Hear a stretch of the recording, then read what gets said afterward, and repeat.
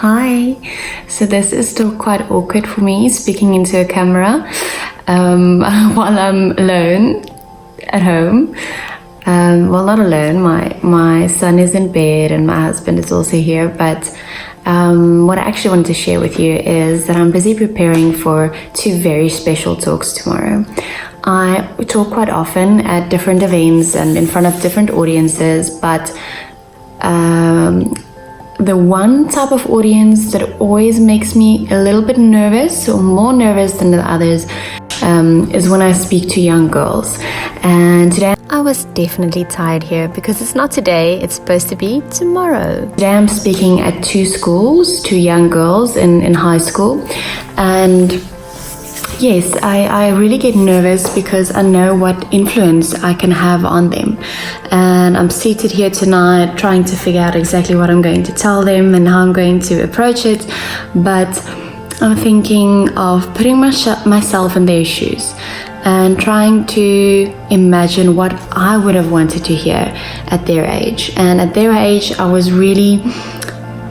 I had a lot of self-doubt. I didn't really know who I am, where I was headed, what my purpose in life would be.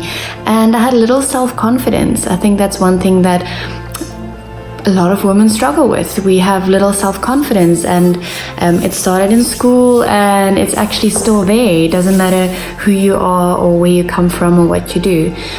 We struggle with little self-confidence. And the one thing that causes that, I believe, is that we're always measuring or constantly measuring ourselves to the perfect woman or to society's version of the perfect woman. We're never feeling enough because we're measuring ourselves towards perfect and against perfect. But there is no such thing as perfect. We can't measure ourselves to the perfect woman. We are who we are, and God made us the way we are. He created us beautifully. So I think that's the message that I'm going to share with all of these girls tomorrow, is that yes, you're not feeling self-confident and you're not feeling enough, but once you realize that you don't have to measure yourself, you can see yourself through the eyes of God and see yourself as beautifully and wonderfully made.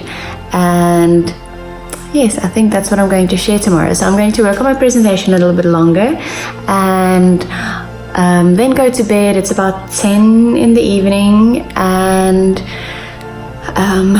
yes, going to bed praying that I really will be using this opportunity wisely, because I have an opportunity to have a say in a lot of young girls' lives. So I'll let you know how it went. Bye.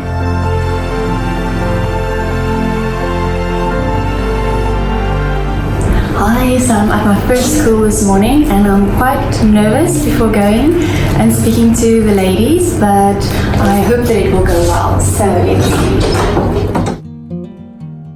The fact that a lot of women, or most women, struggle with little self-confidence really intrigued me, and I did some research on my Instagram account and found that it is true. Most women struggle with little self-confidence, and I'm going to try and find a solution for us.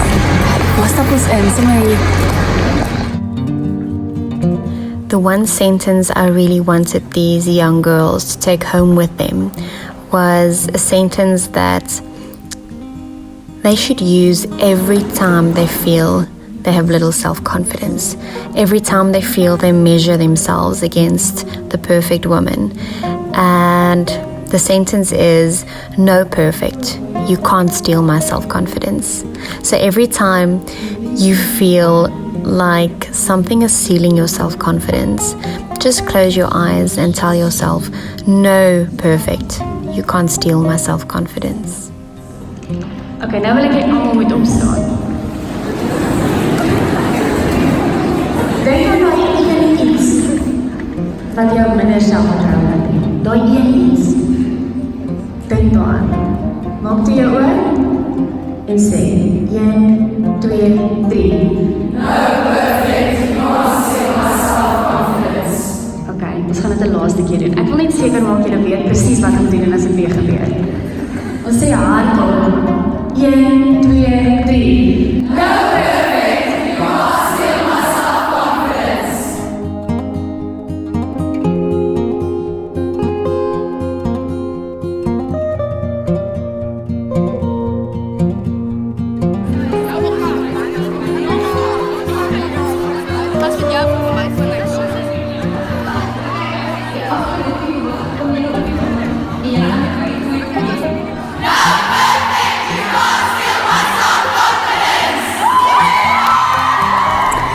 So I'm done with my first function for the day.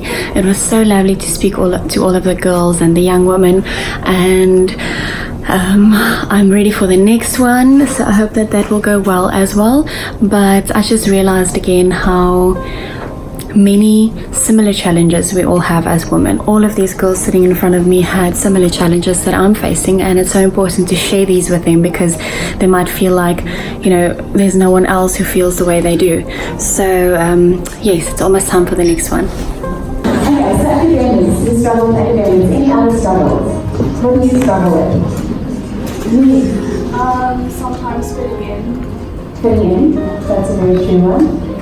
Let's take one more. Maybe one of them mothers. What do you struggle with? Hormones.